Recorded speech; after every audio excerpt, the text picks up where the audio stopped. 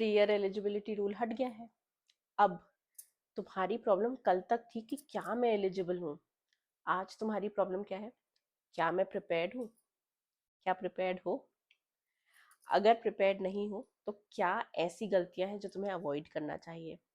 Number 1 is stop celebrating and waiting and start studying.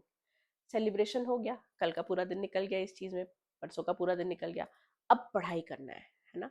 तो पहली चीज कि अब किसी और चीज का वेट मत करो। कोई और आके तुम्हें मोटिवेट नहीं करने वाला है, कोई और आके तुम्हें प्लान नहीं बताने वाला है कि कैसे पढ़ना है, क्या पढ़ना है। आज से तैयारी शुरू कर दो। दूसरा गलती, नोटिफिकेशन का वेट करो, जब एग्जाम आएगा तब पढ़ना शुरू कर देंगे। मेरी प्रिपरेशन पहले तो थी ना, मुझे तो बस रिवीजन करना है। रिवीजन ना कभी भी कंप्लीट नहीं होता है। लास्ट मिनट तक स्टूडेंट्स रिवाइज करते हैं, लास्ट मिनट तक उन्हें लगता है कि ये नहीं हुआ है, वो नहीं हुआ है। तो अब जब तुम्हारे पास थोड़ा एक्स्ट्रा टाइम है तो प्रिपरेशन तो अपनी तैयारी स्टार्ट कर दो। Do not wait for anything. तो अपनी तैयारी अच्छी शुरू कर दो, नोटिफिकेशन का वेट नहीं करना है। तीसरी गलती जो स्टूडेंट्स करते हैं वो ये है कि वो सिलेबस ही नहीं देखते स्टेट जुडिशरी का। आपके लिए ये बहुत ज़्यादा इम्पोर्टेंट है that you have to see the syllabus. Syllabus एक बार देखो, सिलेबस एक बार समझो। कई स्टेट जुडिशरीज के एग्जाम्स में प्रीवियस ईयर से समझ में आ जाएगा, या कई स्टेट जुडिशरी इस तरह का सिलेबस निकालते हैं जहाँ पे तुम्हें ये दिख जाता है कि किस टॉपिक पे कितना वेटेज है, किस सब्जेक्ट पे कितना वेटेज है।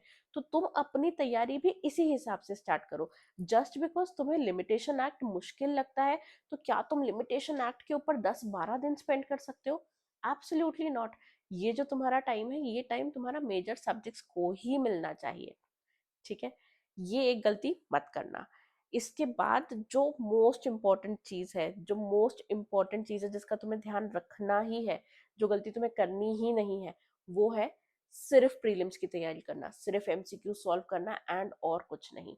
प्रीलिम्स निकल भी जाएगा तो क्या हो जाएगा, इम्पोर्टेंट मेंस ही रहेगा बेटा। मेंस की तैयारी करोगे तो प्रीलिम्स तो अपने आप निकल जाएगा।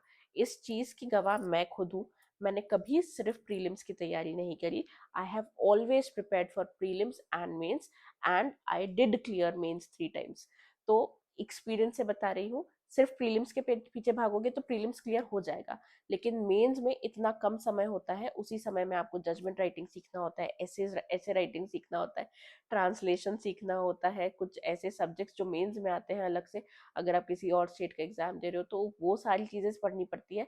और ऐसे में जो कोर सब्जेक्ट्स है वो तो रिवाइज करने ही है, आंसर राइटिंग की प्रैक्टिस तो करनी ही है। तो ऐसे में ना बहुत ज्यादा भसड़ बच जाती है and you are not able to do anything. तो इसीलिए इन चीजों को ना लास्ट मिनट तक मत रोक के रखना। ये चीजों को आज से ही पढ़ना शुरू कर दो, आज से ही अपनी प्रैक्टिस शुरू कर दो। आंसर राइटिंग की प्रैक्टिस जैसे जैसे सब्जेक्ट्स करते जाओ ना, जैसे जैसे इंपॉर्टेंट टॉपिक्स होते जाए वैसे वैसे करते जाना। फॉर एग्जाम्पल, अगर तुम एविडेंस कर रहे हो, बीएसए कर रहे हो, डाइंग डिक्लेरेशन आ गया, उस पर आंसर लिख के देख लो। रेस जुडिकेटा का टॉपिक आ गया, उस पर आंसर लिख के देख लो।